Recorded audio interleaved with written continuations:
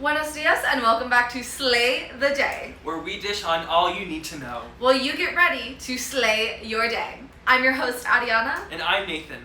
Let's get our day started. Now, Nathan, what time do you go to bed, or do you just have an amazing skincare routine? Because, babes, you are looking well rested. Well, thank you, Ariana. I do have an amazing skincare routine, but girl, you know I have to call it an early night. We have a show to do. So valid. But for those of y'all who don't have an early morning show to do, we know nightlife isn't always an option. Right. For those of you who are 18 but not yet 21, this can be such a weird period of time where you want to go out, but you still don't have the access to certain spots. This is a prominent issue for our drag performers out there because there are rarely any open spaces to perform and have your art seen if you're not 21. Drag is an open and accepting art form, but unfortunately here in Chicago, a majority of the well-known popular spaces are 21 plus. Despite having a prominent drag scene here in the city, finding safe spaces where teens can go to practice, join a community, and be seen isn't always a quick Google search away. Joining us today to speak more on this issue and give us her experience performing in Chicago's drag scene after starting out as a teen in her bedroom is Dougie. Alright, so we are now here joined with the wonderful Chicago drag queen, Dougie DeVille. Woo! Thank you so much for Welcome, joining us Dougie. this morning. Yeah, thank you so much for fucking having me. So Dougie, tell us a little about yourself. I started when I was 19. I'm currently 22. I started in my bedroom back when I lived in LA, and then before I could actually go out and perform, everything shut down because of COVID. I moved to Chicago last August, and Welcome. Yes, and I fucking love it. Chicago is like my new home, and it just is amazing. I started performing in October, and ever since then, like, You're not originally from LA, but you were living in LA. What was your experience like then joining the Chicago drag scene? LA drag is very different. It's very pretty girl, and I don't consider myself a pretty girl, which is fine. Not shading the LA pretty girls. I'm just not one. What is your drag style more of? My drag style is more camp meets glamour. I'm not afraid to look a little stupid, but also I do like to serve a little bit. Yeah. I'm more about like just looking good and looking and having like a little twist, like having a little artistic twist, like whether it's like graphic or whatever. For example, like my biggest inspiration for drag is probably Manila Luzon. What has been your favorite experience being either a part of the drag scene as you're over 21 or just like performing here in the Chicago drag scene? When I first got here, it was very intimidating because I was like, oh shit, like here we go, here it starts. The people here have been so nice. All the performers and the producers of shows are just so sweet, so accepting, and so open to all different kinds of drag, which I think is important.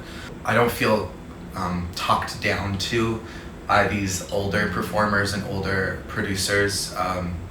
It's a very more collaborative and welcoming environment, which I think is important.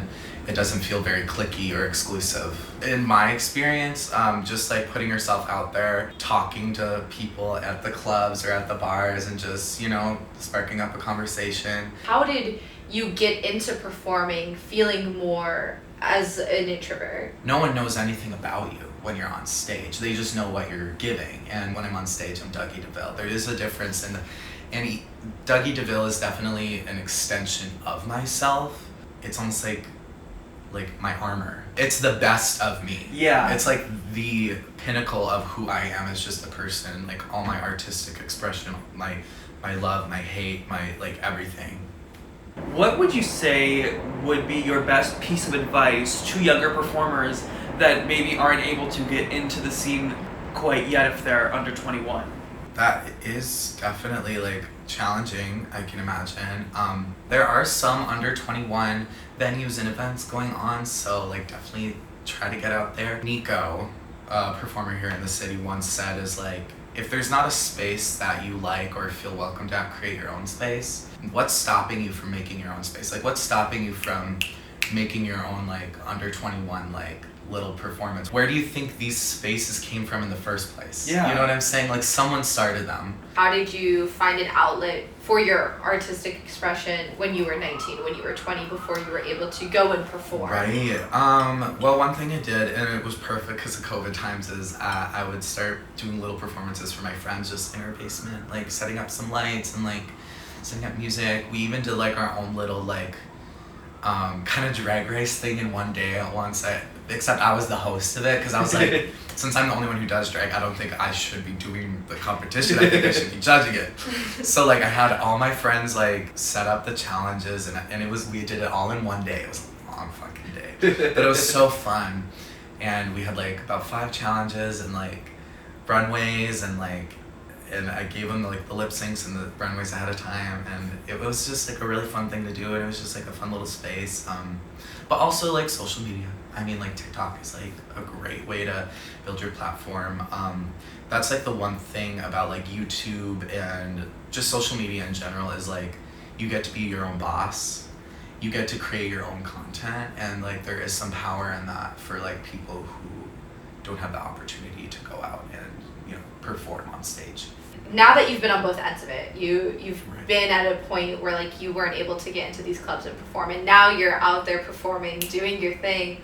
What would you love to see change in the drag scene? More non-competitive spaces. There are plenty of competitive spaces in Chicago, and I love a competition. I do. I like Nawila said, I competed in Crash Landing. I lost. That's fine. I'm not bitter about it. But no, I'm kidding. But like Queeried at Charlie's is one of the only, I believe, just open stages in Chicago at the moment. And you know, competitions are great, but there is something liberating just about being able to like literally just create and like do your own thing. You know, not in a because these competitive spaces are pretty much the only way us newcomers can get bookings. That's like the only way you can build yourself up in the community and really get to showcase your art. But the problem with competitive is it's competitive. There's a different energy there versus just like an open stage. In Chicago, it like community is like I think the best part about this city, and just in any little like niche group. There's community here, and in drag, it's like, it is definitely very uplifting. Everyone is very uplifting. You're definitely another rising star that we're going to see a lot of in the Chicago scene. Yeah, definitely. So thank you so much for taking the time to meet with us Yeah. this morning. I know the next time Dougie performs, I'll be right up in the front row watching her tear it up. Well, Dougie takes the stage here in Chicago. K-Bod is in New York, paving her own path as an under 21 drag queen. We are now here with the wonderful K-Bod.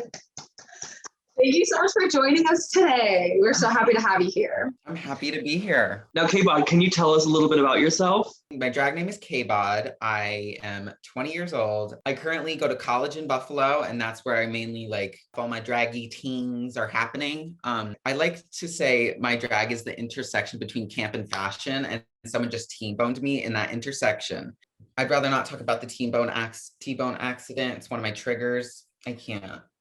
I mean, you're nailing it. Like the jewels in the hair, like the blue outfit, like you're really killing it. How did you get into the drag scene? Well, the first time I ever saw a drag queen was RuPaul when he made a cameo on Sabrina the Teenage Witch. I remember at night looking up that video on YouTube, and I just kept watching it. And then my brother introduced me to Will and Belli's YouTube channel, The Beatdowns. And that's when I really got into drag, and I started watching all the drag queens YouTube channels. I was watching Willem, Alaska, Courtney Act was doing that for a while, the AAA girls. And then I really got into like with Trixie and Katya. And then I really got into all of drag within Buffalo. Through social media, I figured out like who the Buffalo Queens were, and we started DMing and texting each other. And soon enough, because obviously I'm 20, I can't get into clubs, bars, or anything, they were doing a viewing party for Drag Race at a restaurant, like literally 5 minutes from my college. And I went, and like then I started like meeting all the girls. Although being under 21, K-Bod, how have you been able to showcase your drag? All I think about is like social media and like posts, because that's really like the biggest way I display my drag. Like in person, like I've gone to 18 and up clubs.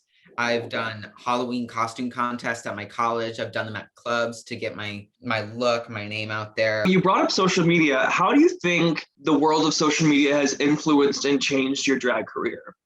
Social media really changed my drag career, because at first I just figured out my makeup. I wasn't posting on anything. And then once I started posting, people started recognizing me, and I started getting my name out. Drag is the medium which I like choose to like express my art. I would love to make it like my everyday job, like get on Drag Race and stuff like that. It's like also about like networking. So not only am I getting like, I want to get likes and stuff, but I'm also like creating a community and also like building a name for myself. I've been able to advertise my Depop specifically, where I get to not only share my art, but literally like give it to people. I sell clothes, I sell styled wigs, which is one way I feel like a part of me, part of my art, and sharing it with another person's art, which I think is really special. It's so beautiful. You talked about how you came from like a smaller town that sounded a lot like it didn't have many drag opportunities for you, or like even very open to the culture. So how has it been publicly introducing yourself and opening yourself up to the internet? It's been equally great and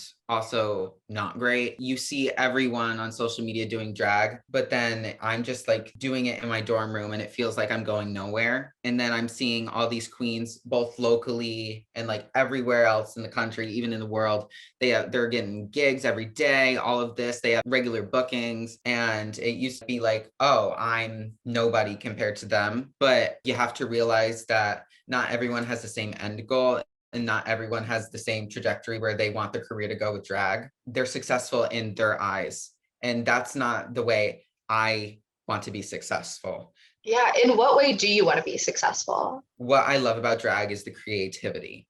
If you're not like creative, I'm not into it.